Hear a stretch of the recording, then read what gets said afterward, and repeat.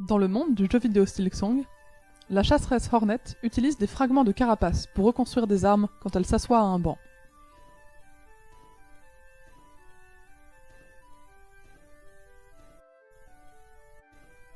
Elle a donc fréquemment besoin de rassembler plus de fragments. Heureusement, en se promenant, elle rencontre souvent des insectes qu'elle peut combattre pour avoir des fragments. Elle cherche alors le meilleur endroit où se promener pour réunir rapidement des fragments. Elle veut donc comparer 4 lieux différents de récolte. Réfléchissons à comment modéliser cette situation. Chaque endroit a un gain moyen inconnu, et on veut trouver le plus élevé. Malheureusement, ce gain est aléatoire. Les ennemis ne donnent pas toujours la même quantité de fragments. Parfois, les fragments tombent même dans des pièges inaccessibles. Si on testait chaque endroit une seule fois, ou même deux, on pourrait ne pas avoir de chance, et le meilleur endroit théorique apparaîtrait comme bien pire, par pure coïncidence.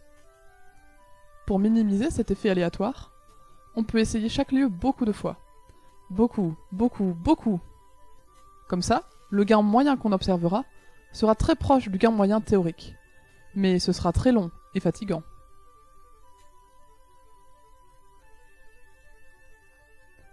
À la place, on peut utiliser ce que les informaticiens appellent l'algorithme de successive reject. On se donne 40 essais en tout, sur nos 4 lieux de test.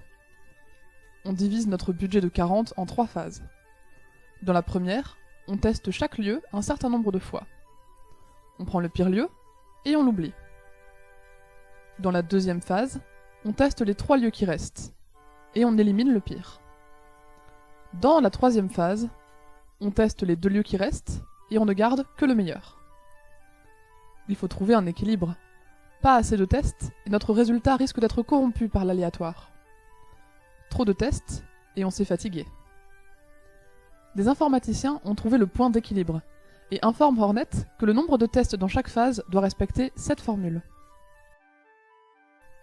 Testons. Première phase. On élimine le pire lieu. Deuxième phase. On élimine le pire lieu. Troisième phase. On conclut.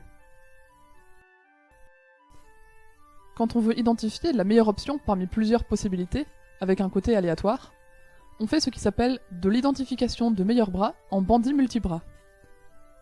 Que ce soit pour trouver le film qu'un utilisateur préférera et le lui recommander, identifier le meilleur médicament dans un essai clinique, ou trouver le serveur avec la plus petite latence pour jouer en ligne sans lag, ce sont tous des instances de bandits multibras, sur lesquelles on peut envisager d'utiliser l'algorithme de successive reject.